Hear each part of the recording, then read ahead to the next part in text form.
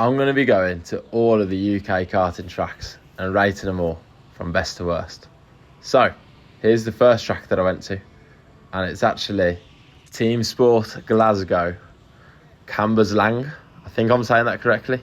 It's basically just outside of Glasgow, near sort of the Hamilton area. If you're from Scotland, I'm sure you know where that is. If you're from England, you probably don't.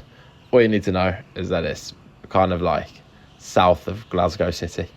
I went there with my mate Scotty Russell, who is a Glaswegian native and ex-professional basketball player. How cool is that? So, fancy convincing an ex-professional basketball player to come karting with you. I think that's actually hilarious. But he did very, very well. Now, the footage I'm showing here is actually my onboard from the second of the 2 sessions. And how I'm going to be racing these tracks is, first of all, I'm going to rate the quality of the track itself.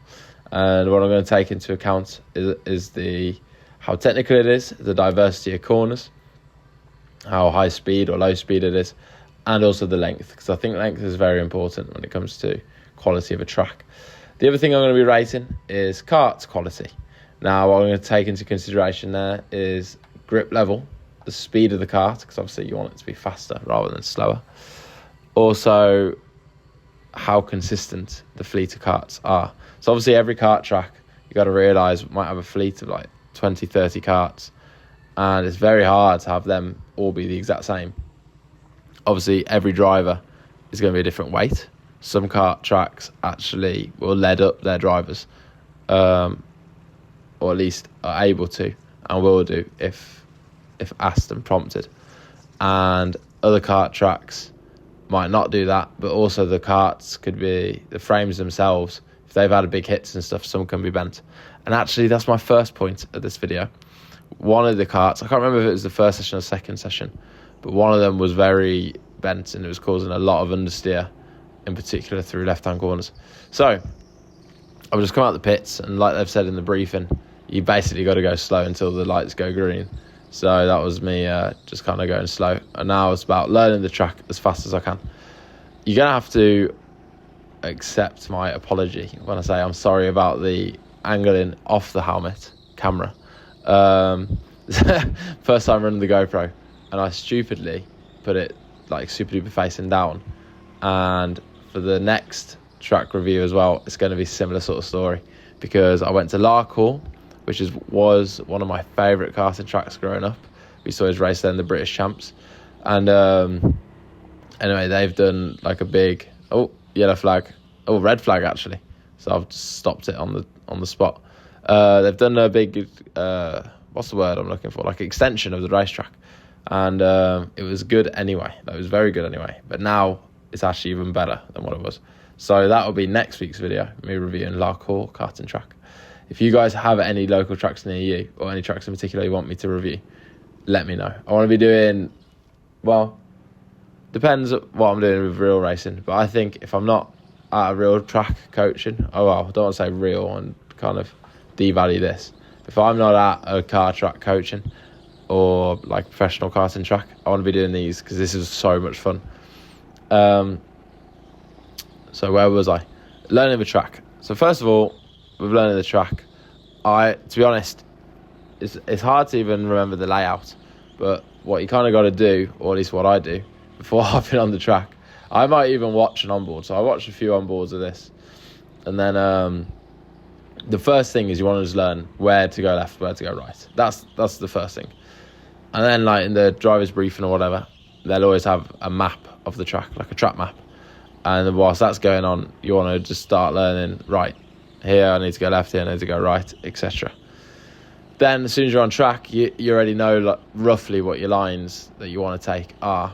So as you can see, I'm starting out all the corners wide and apexing kind of in the middle of the corner, and then you're using the speed to use all the exit on the way out. And then there's little nuances. So for example, this left-hander, what I've just gone into now, that right-left is by far the best corner on the whole track. It kind of looks like I've slowed down. I don't know if I have slowed down or not. I'm thinking probably not. But as I say, that is by far the best corner on the track. the rest of it isn't bad, to be fair, but like, let's be honest, it's just yeah, that is by far the best corner.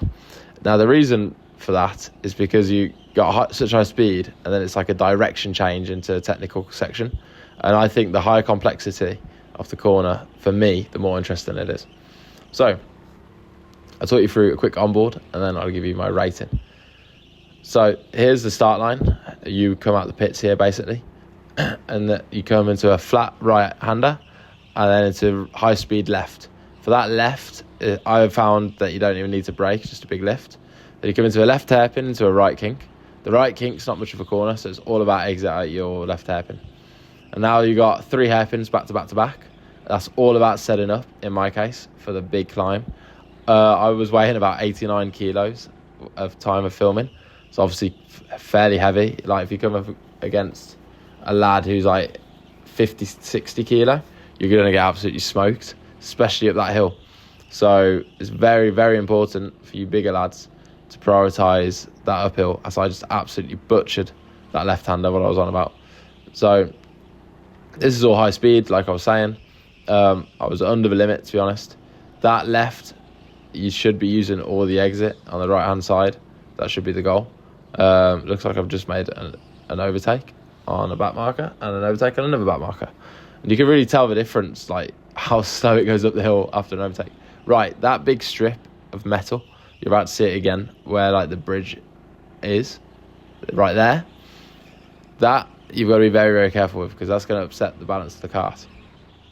So what I found very early on is you want to be going over that with the kart in as neutral a state as possible.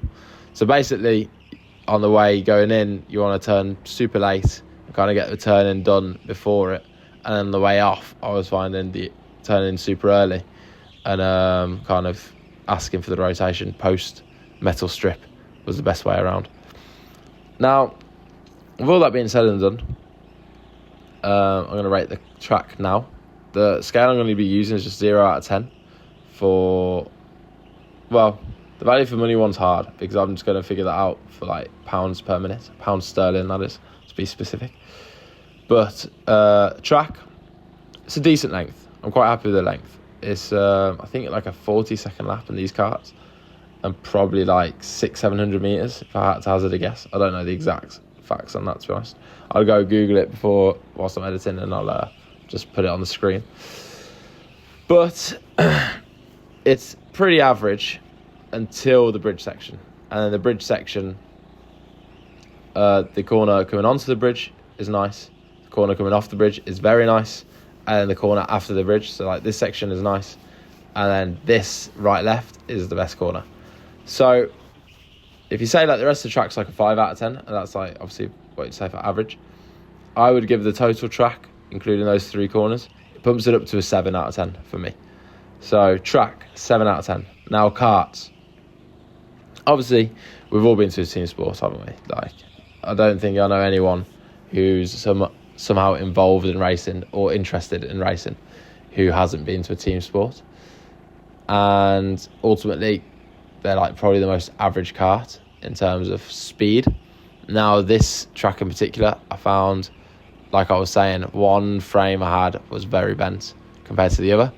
So I'm going to have to knock down the karts to a 4 out of 10 because of that, which is a shame, but it is what it is.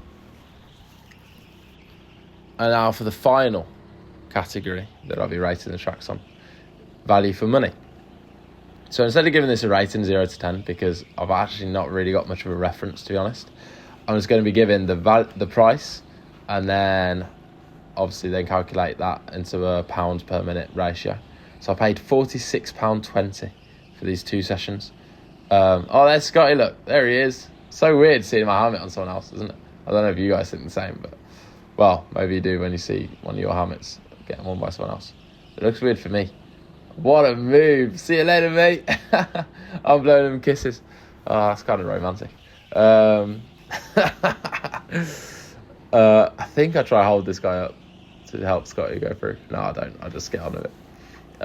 That's one thing that I was saying to myself was, when I was younger and I'd go to these rental karting things, I was a bit of a knob, and basically I would make everyone else's experience very unenjoyable. And if there was slightly in my way, slightly any hindrance to my lap time or anything, I would just simply just smash them off.